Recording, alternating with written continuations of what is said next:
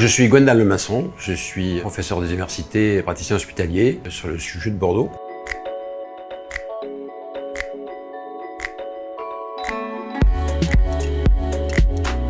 J'ai commencé d'emblée dans toutes les pathologies neuromusculaires. Et dans les pathologies neuromusculaires, je m'intéresse plus particulièrement à une des pathologies qu'on appelle la maladie de Charcot, qui est une maladie dégénérative. Ce sont certaines cellules qui vont dégénérer et disparaître. Ça entraîne des paralysies motrices. Et la difficulté, bien sûr, c'est que ces paralysies vont s'étendre et progresser. Actuellement, on n'a pas de traitement pour ces patients. Donc c'est une maladie qui a ce côté un peu inéluctable et terrible, c'est sûr. Et c'est pour ça que, bien sûr, on est aussi très motivé pour trouver la moindre chose qui pourra ralentir et réduire ce pronostic qui est terrible.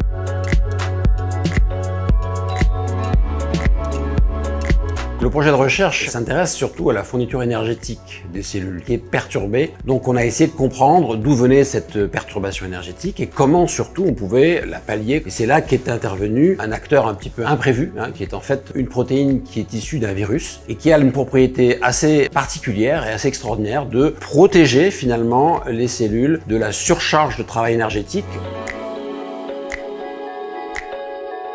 On a pu isoler cette protéine X qui venait du coronavirus et on a pu la tester sur des modèles de maladies et on a pu vérifier qu'effectivement cette protéine, lorsqu'elle était injectée chez les animaux, elle permettait de retrouver des fournitures énergétiques qui s'approchaient de la normale. Évidemment, notre projet de recherche maintenant il se focalise sur cette protéine X avec deux axes. Le premier qui est celui de comprendre comment cette protéine X fonctionne et puis bien sûr ensuite l'élément important c'est est-ce qu'on pourrait utiliser cette protéine pour traiter la maladie.